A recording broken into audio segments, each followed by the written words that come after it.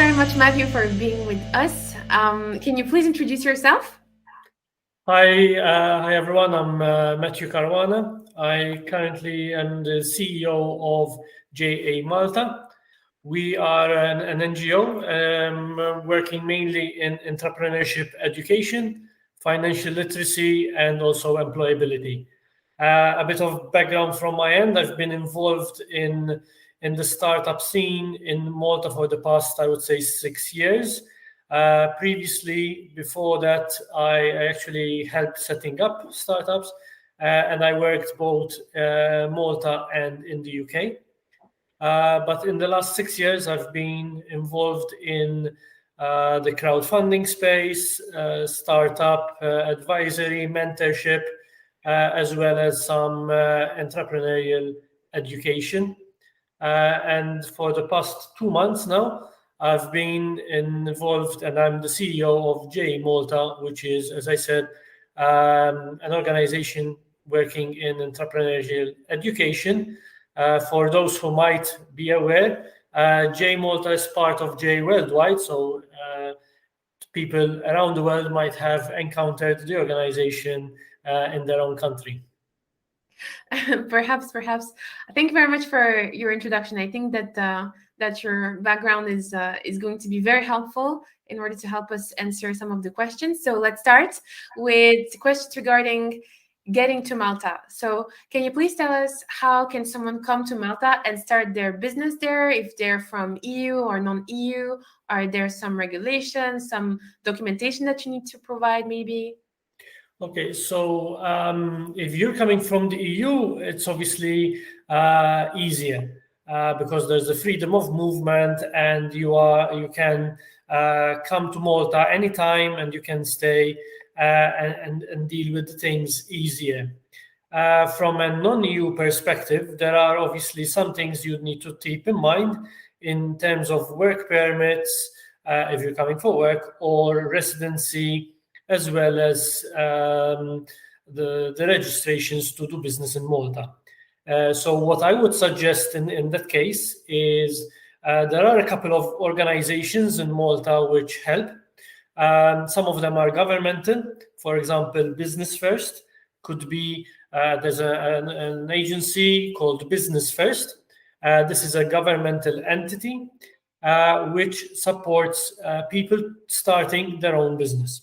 So whether you're non-EU, EU, or Maltese, Business First is always a good point of contact to have, because they can help you with registrations for VAT, for the PE number, which you need if you start employing people as well as other registration, for example, with Jobs Plus, which is the agency of employment, but you would need to register yourself also as a self-employed if you are operating and working in your own business. So they will be able to guide you on that process. There are also a number of private organizations, be it law firms, audit firms, accountancy services, that would typically, in Malta, we are lucky that they would typically help startups to set up in Malta, so that at least they can give you some guidance beforehand as to what paperwork would be needed and things to keep an eye out. These also sometimes offer free hours from their services to startups if you obviously meet their requirements and they see that you're motivated enough and committed enough to deliver on that. So Business First, as I said, would be a good start. Malta Enterprise is also a good entity to get in touch with for various reasons, which I'm sure we'll get through.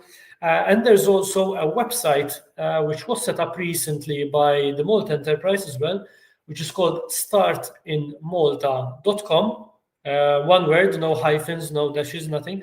Startinmalta.com, which is also a good site to start off with. Can you tell us how incubators can help foreign startups in Malta? Okay, so there's a number of incubators in Malta, and again, some of them are, I would say, quasi almost governmental, and some are also now, luckily, we just started to see some private firms also offering some additional services there. So typically in Malta, the incubators tend to work on a funding round. So they would typically issue a call with a deadline that you need to submit your application, and the winning participants would get also some funding involved to help them set up. They also accept rolling applications to join their incubators. Typically, that's fine.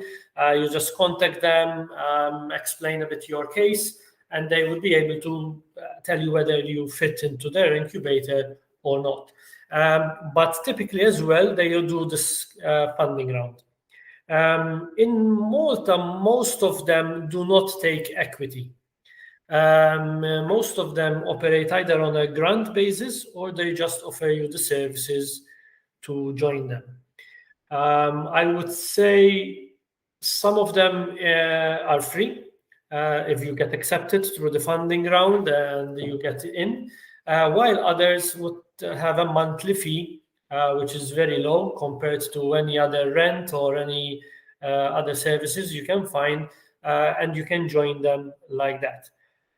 So I would suggest to everyone to keep an eye out on these calls, because from time to time they tend to issue these calls. And roughly or usually the trend is that applications would be open around April, May time every year, typically.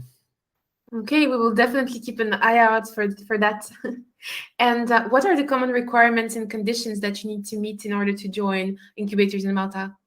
I think first of all, and I think this applies to all applicants, is the drive, that you have the motivation, the drive, and the passion, that they see in you that you are someone who would be a good entrepreneur, a potentially good entrepreneur, be it with the idea that you're presenting now or even others. Additionally, some of them would ask for the idea to already be in existing, have some traction, and already on the ground, if I can say that. While others will accept even an idea, a concept in your head that you haven't yet set up, you're not yet registered. So there's quite a spectrum. I know that my answers seem to hint that it always depends, but it does actually depend on the application. So you would need to read through the application process carefully and get in touch with them. Most of them, I know them, most of them are on very keen and eager to help. So I would say contact them, ask questions in time so that when the applications come out, you'll be able to answer the call immediately. In terms of requirements, I think the only requirement that could be a barrier is that some of them, as I said, require that you're already set up. So that is something that you need to keep in mind. Or they would require you that by the end of the program, you would be set up in Malta. Other than that, obviously, some of them focus more on certain thematic areas, some industries. So you need to keep in mind that and look for the one that applies to you, depending on in what area you're working in. Okay. Yes, it makes sense. And what other advice would you give to a startup that needs to choose an incubator in Malta, other than the themes that they might be more inclined to work on or to help with? I think the people behind it, if you can do some research on the people behind it or the track record that they have in terms of previous successes or other startups that operate in the incubator. Unfortunately for Malta, they don't have a huge history. These incubators are relatively new themselves, so you won't find a lot of history behind them. But what you can see, if there are any other startups that are in that incubator, that might be a good fit for you as well, as a collaborator, as a potential partner, as a potential working together so that you can grow together as startups. In terms of the requirements or suggestions, I wouldn't really be too bothered with the location in Malta. For those of you who don't know, Malta is very small, and there's a bit of everything everywhere. It's not like there's a city which is very heavy on certain industry or another. So location, I wouldn't say is such a big factor, unless obviously your work requires that you have a specific, I don't know, close to the sea or whatever, or close to the airport, whatever. But it's not usual. I mean, as I said, Malta is very small, so that doesn't really affect. So then, and the funding or the requirements, typically they're not equity based, so there isn't anything to compare in terms of the loss of equity there. So it would really depend on the people behind it, whether you spoke to them before and which person sort of you clicked with the most. That would be really the factor there. Typically, the north of the island is is a bit greener. So again, if you're in clean tech or in agriculture or dealing with food or anything of that industry, yes, you might want to consider the north. There's the harbor area if you are heavily dependent on import or something. But really, at a startup level, at an incubator level, they're pretty much quite central in the island. So as an incubator, it won't really affect you. If you're looking for a location yourself to set up a home or an apartment to work from home or as an office, the prices will vary by location, unfortunately. The center area is obviously more expensive. So if you're still starting up and you don't have a specific requirement, I wouldn't shy away from moving out of the center slightly, or because the benefit of cheaper rents might be useful, as distance is not really a problem, especially if you're used to larger countries and a lot of traveling. Distance shouldn't be really a problem for you. And talking about Malta more specifically, in your opinion, what are the pros and cons about living here? Trying to be objective. So I think one of the advantages in Malta is that it's small. So it's small from a distance perspective. So you get, if you want to work with local players, you get to meet them easily. You can meet various people within a day. So meeting from one to the other, or events from one to the other. So it's something that you can easily manage. It's also small in the sense that you can get access to certain policymakers, certain government entities, certain authorities, which if you need to deal with them, if you need to influence or see whether there's any legislation or anything the government can do, any governmental entity can do to support you, is something very useful.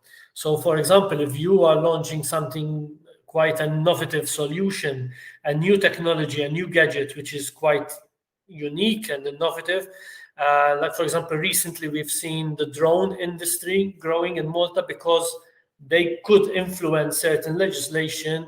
And there's actually now an area specifically which drones can fly. So you can get access to influence certain decisions to allow you to operate better. And yes, meeting certain regulators, certain authorities is easier. One disadvantage is probably that it is an island. So if you need to go international, travel for international conferences, there's the disadvantage that you have to fly there, as opposed to if you were in Central Europe, where you can get a train or move from one country to the other easier. So that could be a potential disadvantage for Malta. Again, small could also be a disadvantage because obviously the local market is small. So if you're trying to gain traction on big numbers, obviously the local space might be a problem. But nowadays, with technology, with globalization, I think that might not be such an issue, because you can go international quite easy, especially if your product or service is not a physical product. And one advantage could be, compared to certain big cities in Europe, that rent, you can find cheaper rent. You can find very expensive rent as well, but you can find cheaper rent, and certain expenses, especially advisory audit firms, they tend to be cheaper than mainland Europe, I would say. So there are some pros and cons. Yes, definitely. I'm surprised that you didn't talk about the quality of life here that you get with Well, the. to be honest, yeah, I mean, the fact that it's small and there's not a lot of traveling, so you can go enjoy more of your time. There's the sea, the sun, a Mediterranean life, which is I find it quite easygoing. But yes, yeah, those are extra perks, I would say. Yes, and about this Mediterranean life, maybe in Mediterranean culture, how do you feel that it has influence on the business culture in Malta? How is it to make business in Malta? Is it, for example, on punctuality and so on? Do you feel that Maltese are very relaxed, or do you feel like it's still quite strict? I think you'll find every kind of individual. We're quite relaxed in terms of friendliness in the meeting. Sort of, you can strike small talk with people even in a formal meeting. It's quite. It switches off to a bit of an informal chat quite easily. As I said, dealing with regulators and government entity can be quite easygoing. It doesn't need to be such a formal structure. You can quickly invite someone for a coffee, and have a good chat over a quick coffee or a drink. So which is also appreciated. So yes, it is a bit easygoing. In some aspects, if you're quite strict yourself, or you prefer things to be really as they should be, or on time, or really if someone gave you a deadline that something will be done by tomorrow, you really expect it to be done by tomorrow, then the influence of being a bit relaxed comes into play as well. So we tend, but it doesn't really affect work ethics, in my opinion. I think we're quite professional, and we really do like to have a good work ethic. So it's not something that everything can be done quite freely, and yeah, we don't care. But there are things you can quite sort of have a relaxed atmosphere, but still quite professional as well. Okay, I see. So it's quite a good balance, at least for me. Yes. Now back to funding and so on. So, for example, from the Maltese government or incubators or other stakeholders, what are the general types of funding that you can expect? Is there a lot of help towards startups from the government, or? Yes, there are a number of schemes in Malta that would offer grants. Like I mentioned before, the Malta Enterprise. So Malta Enterprise has various schemes to help startups. There's at the moment, obviously, at the time of recording this, there's the B Start and the Startup Financing Scheme, which can change. And as you know, these schemes change. But if you go on the Malta Enterprise website, you'll certainly find this information. Those are pretty much kind of the long-standing grants, the purely governmental entity. Then you would find from time to time, as I said, some other funding rounds from the incubators or certain organizations that issue funding rounds from time to time. Two that come to mind would be the Seed Green and Climate Kick, which are related to the climate change space, to clean tech. Then there's a particular incubator, which is part of the University of Malta, which issue a funding, purely a grant, no equity, every year. And some other private entities would issue grants as well sometimes. Malta Enterprise also have a soft loan, so some loans which are applicable to startups with very good financial terms in terms of payback. The banks have schemes that are targeting startups, but they tend, I wouldn't say the first option. Banks typically do not fund or give loans to startups. Apart from that, there is a reward-based crowdfunding platform, but as currently there isn't an investment-based crowdfunding platform in Malta. But now with the European regulations, you can basically use any platform in Europe once you register, once you fit the guidelines. In terms of venture capitalists, it's pretty much non-existent in Malta, but because there isn't enough volume, perhaps, or track record. In terms of business angels, there's a particular group, Business Angels Malta, that was set up recently. And there are other investments that are done off the radar, if I can say that, or that are done not in a formal structure. But there are a number of people, individuals, who invest in startups from time to time. So it's a matter of networking and getting to know people and knocking on the right doors. I see. And so are there any recurring funding schemes, for example, that every year there's specific calls that are from the government or Malta Enterprise or so on? And when generally do they take place? So you mentioned for one of them taking place around April, May. What are the things we should be paying attention to or keeping our eye out for? Sure. So Malta Enterprise now, it seems like they switched to an ongoing application. There isn't really a call that gets issued. It's sort of first come, first served. If the budget is exhausted, then they would probably kick off another scheme. Then there are other governmental entities or ministries that sometimes issue calls, like Jobs Plus, because they combine it with employment, or the Ministry for Environment, or the Ministry of Planning. So it really depends on what area you're focusing on. Keep an eye out on the particular ministry sometimes. When it comes to the incubators, as I mentioned before, typically they do also their own funding rounds.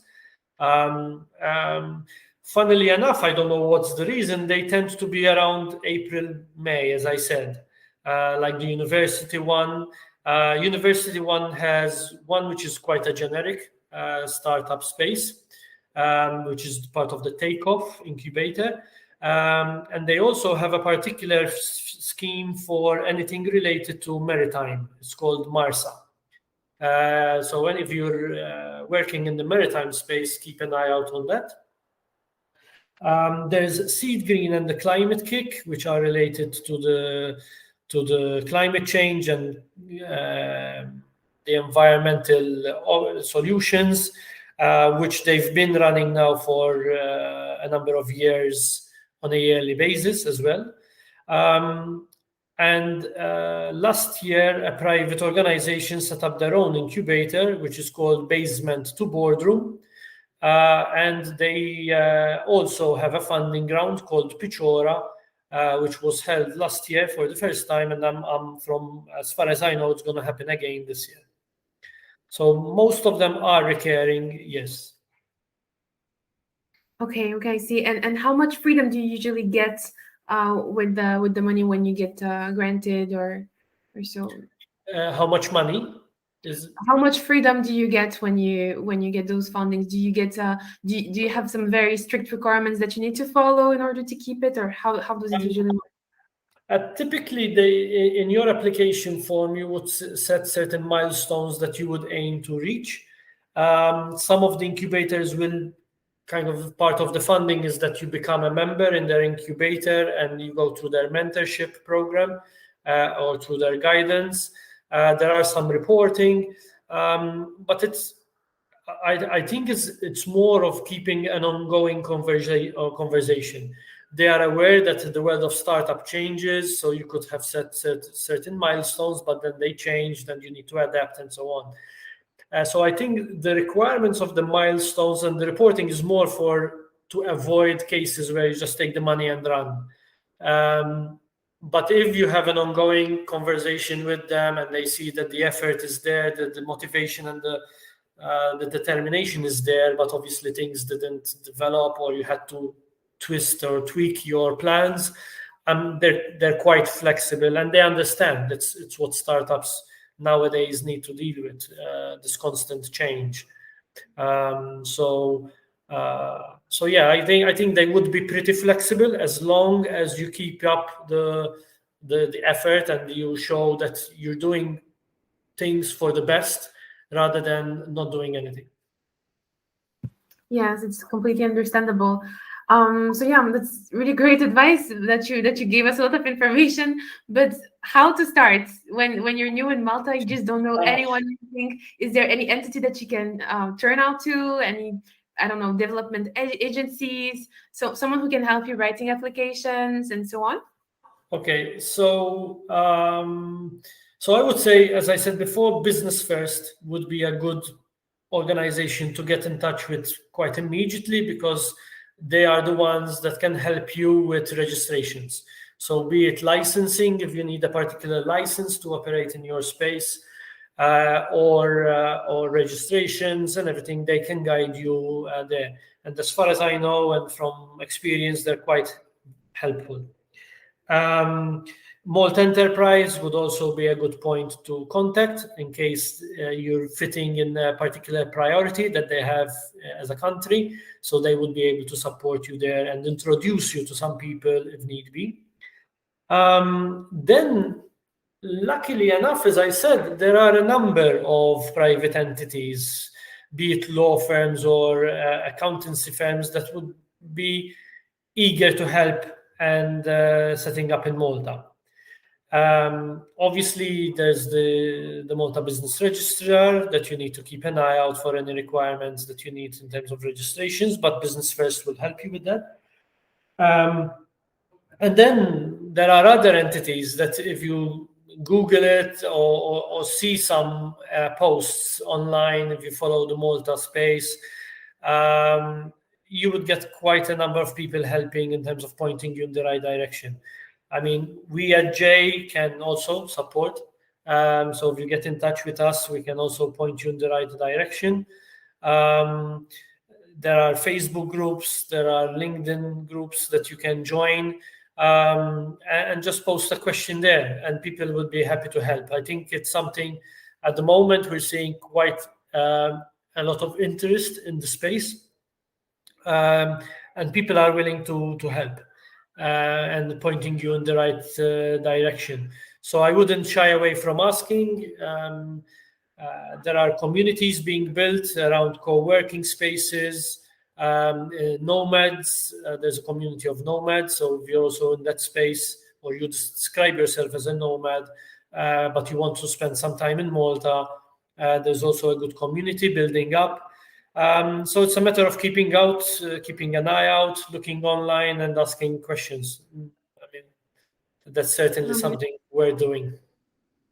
Awesome. Thanks a lot for answering to everything. Do you have any other piece of advice that you would give to an entrepreneur who wants to set up in Malta, either from EU, non-EU, or even from here, from Malta? I mean, in terms of advice, it applies everywhere. I think as a startup, you need to connect with people, network, go to market when you can, so not to waste energy and time on something that might not be needed. So working in an agile way, plan, but obviously be flexible. And as I said, network and ask questions. People will help. And don't be afraid. Obviously, keep in mind any limitations, any risks of divulging too much information, but don't be scared of that. An idea is important, but the implementation is also critical. And when you're talking to people, you're not disclosing any real confidential information. So just speak to people, share ideas, and things might develop. You never know. Awesome. Thank you. Thank you so much, Matthew. I'm done with my questions. So thank you, dear gamepreneurs, for watching us.